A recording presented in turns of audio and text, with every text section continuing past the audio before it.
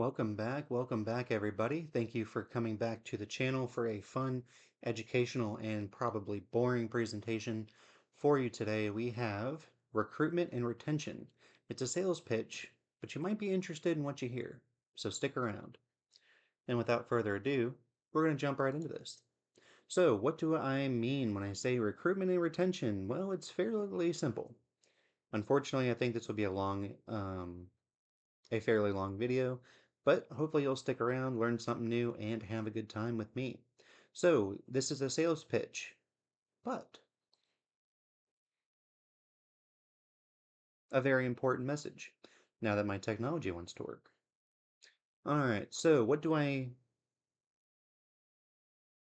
wonder if I already did this video. I don't remember.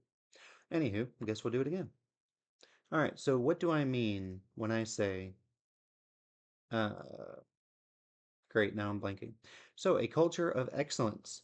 Pay is based on merit, experience, capability, proficiency, and overall what you can do. Leadership management can be fired easily. I'll hit on that here in a minute. Massive amounts of additional training, retraining, CE hours, basically anything you need to keep your license and your skills up to date. We will cover a strong field training officer program, protection for employees and crews, what I call fully staffed, and a station-based system of 24/72s. Now I'm going to hit on a couple of these. So leadership and management can be fired easily. I I will not tolerate under any circumstances poor leadership. The officer ranks are going to have a lot of responsibility.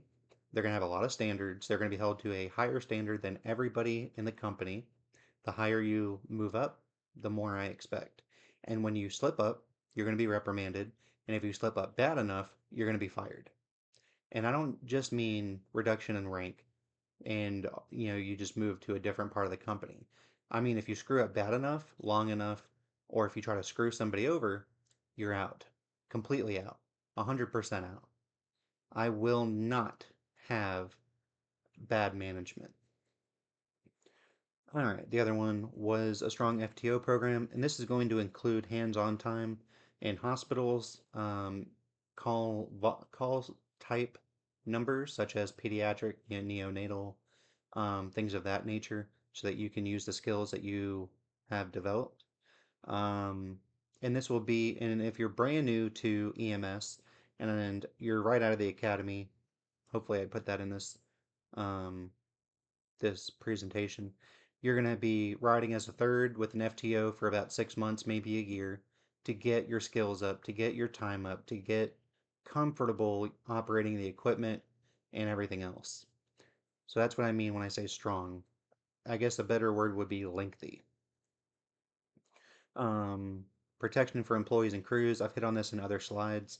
That's the code green status. You come to work, you run your 10 calls, you go home early with full pay and benefits, um, and fully staffed with the message I'm trying to provide and the pay and the training and the reputation we're going to create. I very much expect to be fully staffed 24/7. All right. So what do I mean when I say a culture of excellence? Read the slide. No, I'm just kidding. All right. So what is a culture of excellence? It's kind of what it sounds like. What it means is subpar performance will not be tolerated. I just mentioned that leadership, um, I will not accept poor leadership. Well, that also goes to crap performance by everybody else. I understand mistakes are going to happen, but if you are consistently a crap employee who can't do their skills, can't do their job, can't come to work on time, etc., you won't work here. I will find someone else. I will go to another state, hire somebody, and replace you with them. And I hope you think I mean that. All right, so the highest standards of professionalism, and this will include a strict uniform policy, a strict attendance policy. Every employee, every person in the company is going to be held accountable equally. So management will be held accountable for managing. Providers will be held accountable for shitty performance in the field or on calls or, poor patient care. No one gets favoritism. There's a strict chain of command. Leadership will be pushed down to the lowest level imaginable. And of course, state-of-the-art equipment, that's a long-term achievement because of finances. Everything is overly expensive nowadays. But basically, I want the new Philips Life Pack, I want the Tempest, I want all the vents, I want brand new vehicles, I want a lot of vehicles, etc. The vehicles I would like to be on a 2-year 911 replacement swap if we ever get the money, but you know, it is what it is. 5-year would be the most time on a 911 unit, and then that'll get pushed to the convalescent side. And then they'll use that for a few years, and then it'll be a spare for a few years. And then we'll probably keep the vehicles for about 10 to 15 before completely either doing a chassis swap or just selling them entirely. I haven't, I don't really know how that's going to work yet. We are going to be a merit-based agency. So I need to make a presentation on tech, what we call technician status, and it'll be one through four. And basically, it'll the different numbers correlate to the different abilities you have in the company, and it's a quick and easy way for someone to know what you can do without having to spend 10 minutes telling them your entire resume. So this will be good for call outs, or if you pick up overtime in a different part of the city, or if you have a different partner for the day. Um, and I'll make a presentation on that. And of course, demanding intensive training for advanced protocols, advanced meds, just everything is advanced. So excellence also includes high pay, an amazing schedule, station-based assignments, daily, monthly, and all kinds of required follow-on training, a strong benefits package, employee development, so basically career progression. You can start low and end high. We're going to be a huge company, and I'm going to need a lot of good people. Low call volume per unit, even though the agency is going to have unbelievably high call volume. And high availability of specialized teams. This is a whole presentation in and of itself that I haven't made yet. So, boo on me. But this will be, your bariatric response team, disaster response team, logistics division, etc., etc. When it comes to management, leadership is going to be pushed down to the lowest level possible, a strict chain of command so everybody knows who to go to for problems. Um, these officer positions will be replaced easily and quickly due to poor performance on the shit employee. Rank comes with pay, of course. If you work harder, if you work longer, if you do more, you're gonna get paid more. That goes back to the merit based agency philosophy. FTOs could be assigned to a unit. They could be floating, and basically some of these will be available every day, every day on a 24-hour basis to get people checked off and competent as quickly as possible. And of course, multiple supervisors similar to fire departments. I have a strong fire background, which you probably know by now. And if not, go watch the bio video. And basically, we're going to have supervisors at every level and district supervisors on top of that. So if you need help, if you need guidance due to a crazy situation, you can call for them and they'll be there, 5-10 minutes, if not quicker. So when it comes to a chain of command, you have your general employees, your attendant in charge. I don't know exactly what this is going to be, so it may be taken out. I don't know yet. Then you have your field training officer. Lots and lots of positions are going to be open for this, but they're only available to full-time employees. I want the best, therefore, you need to be the best. Lieutenants could be unit-based, could be SUV-based. These are going to be over a station or over a few stations based on geography. Captains are going to be assigned over a station, and they will also be a district supervisor, therefore You will have a handful of captains every day. You will have 2 handfuls of lieutenants every day.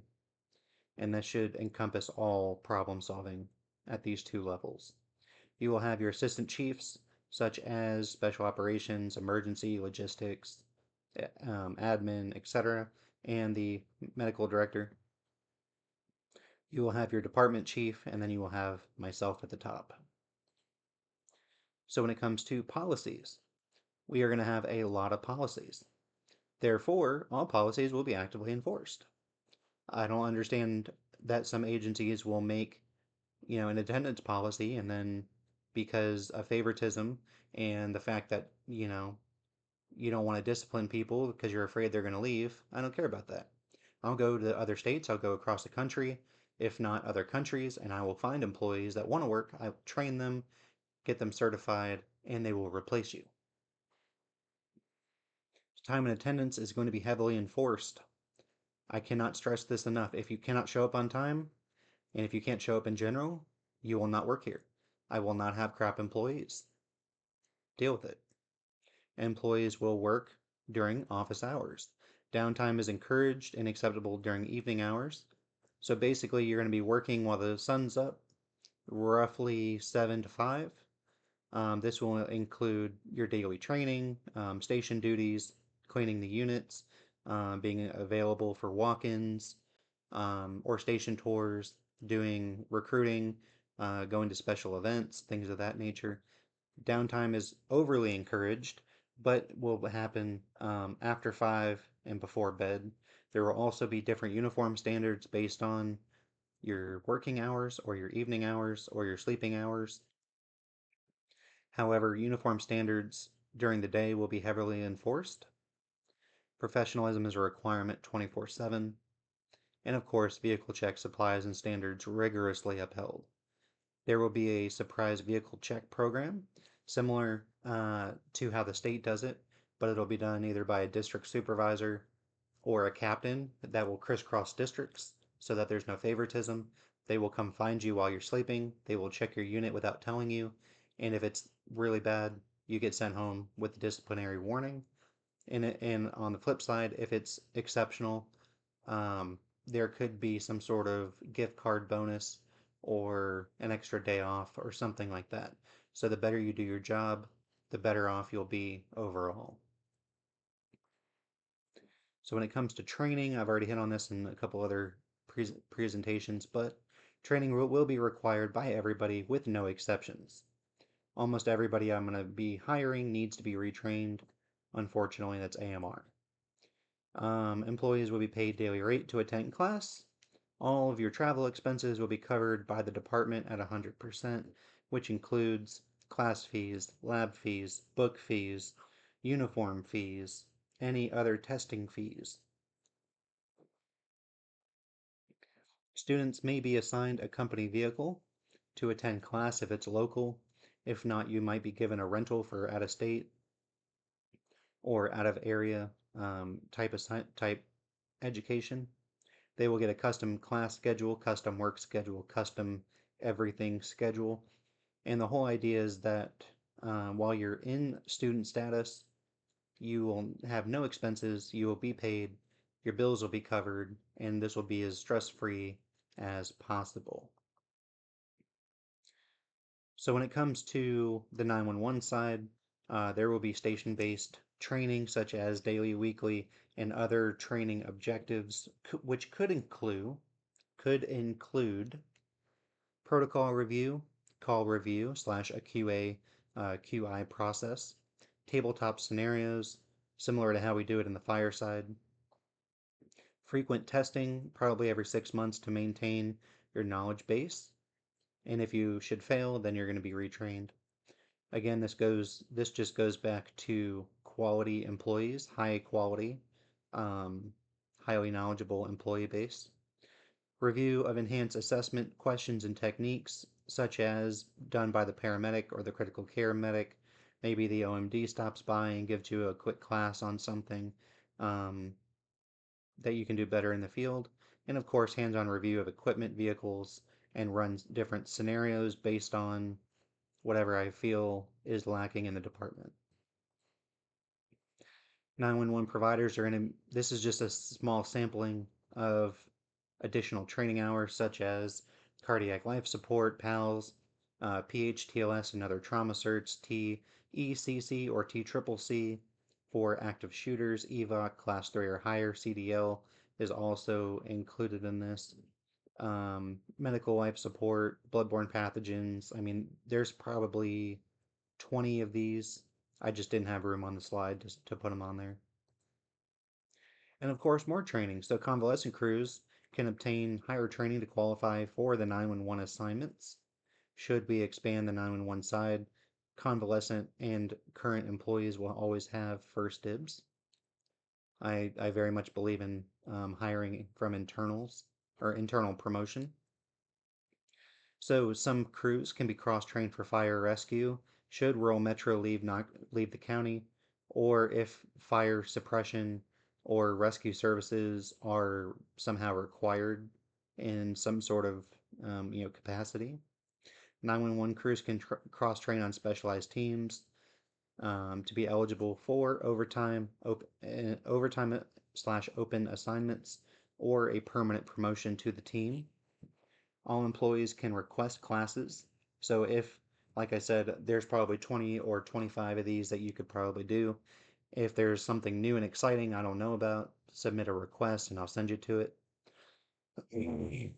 And each additional cert gets you a small pay raise anyway. So the more trained you are, the better it works out for everybody. And there will be online training on a regular basis, CE hours, and basically all types of education will be covered.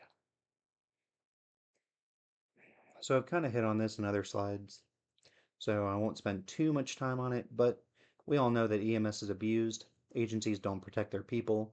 Therefore, on the convalescent side, there will be a no holdover policy, meaning that all crews must be in the office slash station 1 hour prior to the end of shift. And this is for paperwork, cleaning vehicle, stocking the vehicle, putting fuel in it, all kinds of things to just get things changed over on time. Also, the crews can come in an hour early, so now you have 4 people who can get a unit turned over. And so if the off-coming crew gets it done early, they can go home early. Call volume limit of 10 for ambulance transport crews. So this is 911 emergency, non-emergency, and convalescent. Come to work, work hard, do your 10, go home with full pay and benefits. Custom call volume limits for specialty teams. This is all subject to change. And of course, code green status. So once you do your 10, or if you're operating in a blizzard, dispatch can send you home early for weather, distance, stress, fatigue, or other reasons. And again, you will keep all of your pay, all of your benefits, and not receive any hit on that. Right.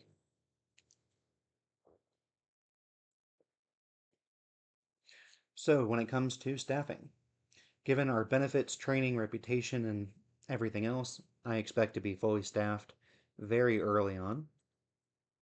When it comes to staffing on the 911 and non-emergency side, it'll be primarily EMTBs, EMTAs. I hope you all are noticing a trend here that EMTs are going to be the primary providers, and therefore that's why all the training is required. Chase medics will be in SUVs for city, county, and mutual aid.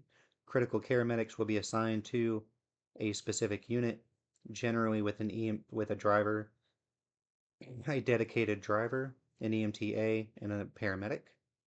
And then, of course, the critical care medic, so it would be a crew of 4, in addition to anything the hospital might send. When it comes to the convalescent side, it'll be drivers, drivers and EMRs and EMTBs, and that's why they can switch off due to protocols and enhanced training. This way, when you're partnered up with a driver only, the EMTB is not being run into the dirt. Oh, there's something I forgot to mention. On the other slide, if you don't want to go home early after your 10 calls, and if you want to continue working, each crew member will get a $100 bonus for every additional call they run. So you can come to work hard, and make a lot of money. All right, there will be an online scheduling portal, very similar to Kronos. I don't know which one I'll go with yet, but this will be for trades, flex days, days off, call outs, things like that. So station assignments, the agency itself is operating under a station-based system assignment. I think this provides the most happiness for the employees, the smallest response time, and overall general well-being. There will be plenty of flex units for crew relief, and this will have all kinds of shifts, 6 hours all the way to 16 or 18-hour shifts. And these will be system status management for the most part to take the burden off the 24-hour crews. Now I've been talking too much, my voice is running away. So Chase medics will be placed all around the county, not just in high demand areas, but they will be put everywhere. Ideally 40 to 60, my bad. Ideally 30 to 40 stations totaling the county and the city. I want to have the most stations for the shortest response time. This will also include several multiple mutual aid stations in all of the surrounding counties as well. And each station will have an emergency ambulance crew and some sort of other crew. And this could be a non-emergency 911 unit, a chase medic, critical care, convalescent unit, etc., etc. So when it comes to how many employees am I actually trying to hire, and what does the overall agency, going to look like? I want a minimum of 40 emergency ambulance crews on a full-time schedule, which is 24/72s, 1 day on, 3 days off. I want at least 20, if not 40, non-emergency transport units. This will be the non-emergency 911 side. 20 to 40, maybe even higher convalescent transport units. 20 to 40 special event units, flex units. And these are the shorter shift guys to take the burden off the 911 crews. 20 to 30 chase medics on a daily basis. No less than 20 flex units ever. And of course 20 to 40 spare units, because we all know how fast things break. There will also be a significant mechanical side and garage side to keep things operational as quickly as possible, but you have to have spares. And I have no idea how many stretcher vans, wheelchair vans, taxi cars, etc. we're going to have. This is a long-term solution, so I don't know. When it comes to career development, employees are actively encouraged to upgrade their skills,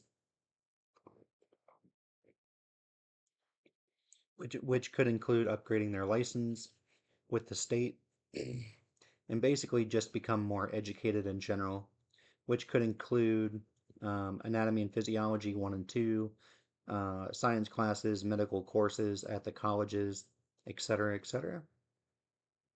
Students will be with an FTO until competent. So this could be 6 months, this could be a year, this could be 2 weeks, depending on what your starting point is. But competent is the key word. Comfortable, not so much. Competent, absolutely. And I think these go hand in hand. So all jobs and all job descriptions will have a checkoff booklet to complete, which will be extremely detailed, extremely time consuming, and very tedious. Because this all goes back to competent. You must be qualified, you must be certified, but you absolutely have to be competent and proficient in order to stay in the agency. Emphasis on quality, not quantity. I don't want a lot of unnecessary quantity if the quality sucks.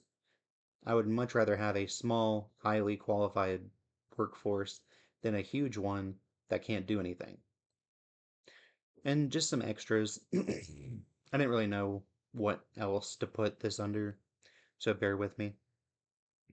But it just says that crews can arrive and clock in, which is new to the area, 1 hour prior to the shift, to the start of your shift, to ensure that sleeping crews are off on time. And this is all about going home on time. If you come to work, you should be allowed to leave. Now, I know that's a foreign concept right now with AMR and the different counties and EMS in general, but when you work hard for me, you're going to get rewarded. That's the bottom line. So there's no cap on overtime hours. It'll be done on a first come, first served basis because units have got to be staffed. I am willing to sacrifice a little bit of money to make sure my employees are taken care of. Department vehicles can be assigned to full-time members. This is part of a recruiting effort to grab people from other departments, such as, all the way from Bristol, all the way down to Georgia. Because if I go to a career fair and and somebody says, I'd love to work for you, but the cost of living and I can't justify a 2 hour commute because of gas prices, I don't mind throwing them a vehicle and a fuel card and being like, hey, if you're willing to come to work 2 days a week or even 1 day a week or on a part-time basis with a decent amount of hours to justify the expense, I'll give you a car. I'll make your life easier, and that will help with keeping our numbers up. So there will be a relocation allowance for full-time work. There will also be travel employees, and if they decide to stay, um, I will give them some sort of relocation allowance bonus or cover their moving costs to keep our numbers up.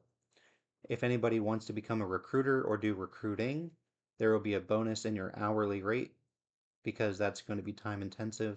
We will have a public affairs department or agency or division, and this is going to include doing press conferences, doing all the digital media stuff, creating videos and prints, whatnot. Also do career days, career fairs.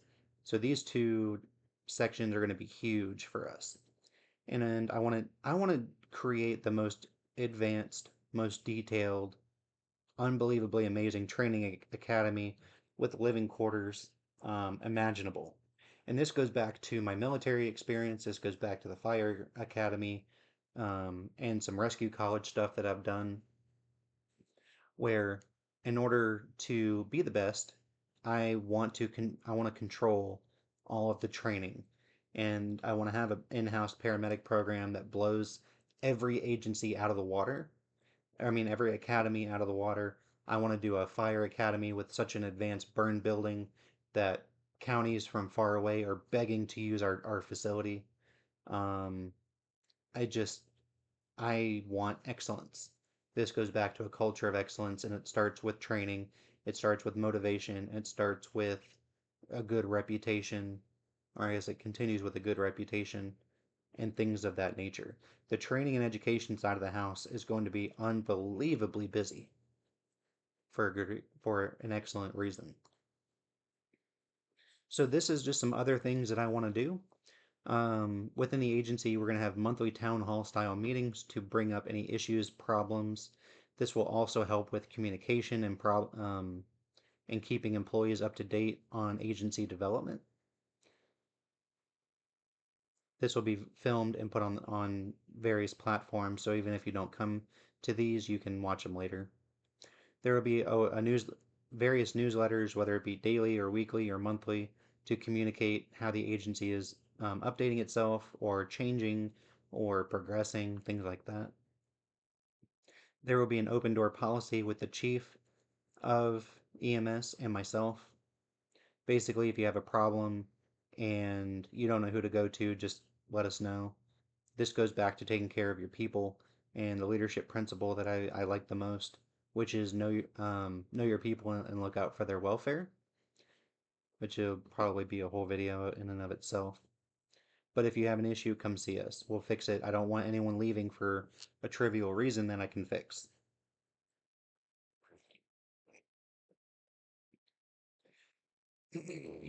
There will also be a request mass type of thing. This is how the military operates. So if you have an issue with your first level of command or your second level of command, you can bypass them directly by requesting mass and just come to me directly, and we will address, fix, and solve any issues you have. And most of the time, these will be anonymous, or as anonymous as possible. Promote from within, hire from within, educate from within. The newcomers should always be at the bottom because the current employees should generally want to move up. And that's basically just what that means. Nothing out of the ordinary. I want to have an investigative division that is independent of all of the agencies, and this is to resolve issues fairly and impartially. If I can't do it, or if there's some sort of issue that even exceeds what you think I can do, that's where this independent agency, and I mean independent investigative people come into. And this was an idea similar to how um, code enforcement and the fire marshals operate. So I don't know how well this is going to go over, but again, fairly and partially is the goal. And that's pretty much it. So we're going to fly through this real quick because it's in every single video. But if what you're hearing sounds good and you would like to support my work and help get this agency up and running quickly, this is how you do it. Unfortunately, we need donations. You can do Cash App and a few other things to help us out financially. If you want to become a donor, all donors will be put on our website so that everybody can see you're supporting us. If you go to our website, you can hit the donate button, and there's a form at the bottom of the screen. Fill out the information, we'll put you on the website. If you would like to submit a URL for me to review, or if there's a sorry about that. Or if there's a specific type of video that you want me to do, go to our website, hit video request, fill out the form below, submit a $5 donation to show me you're serious, and I will get you the video as soon and as quick as I possibly can. Whenever we do town halls, I do live streams or Q&As, you can go to the super chat screen, fill out the form below. 20 donations of $20 or more will be read, answered, discussed on screen live. Everything else will get a thank you. We have a Give, Send, Go campaign. Go to the website, search Knox County EMS, look for the logo, and help us out that way. The membership plans is on a monthly recurring payment type of thing, and these 3 different levels are going to have cost savings, free services, and other things for this population of the city and the county. Social media, which is what we're doing now. This is our Rumble page. Go to their website, search the name, look for the logo, watch the video. Same thing with YouTube. Search the name, look for the logo, watch our videos. When it comes to Facebook, if you become a follower of our page, whenever we do a video, a town hall, an update, you'll be first to know. This is the parent company of Knox County EMS, so type in the name, look for the logos, become a subscriber. And of course, you can send me an email at any point, and I'll get back to you as soon as I can. And that's pretty much it. So I hope this was educational. I hope you enjoyed some of this. If I confused you, let me know, but I had actually a really fun time creating this one. So let me know in the comments what you think. If you want to help support us, you already know how. Again, you'll be put on our website for everybody to know. I hope you all have a great day and a fun weekend. I'll see you in the next one.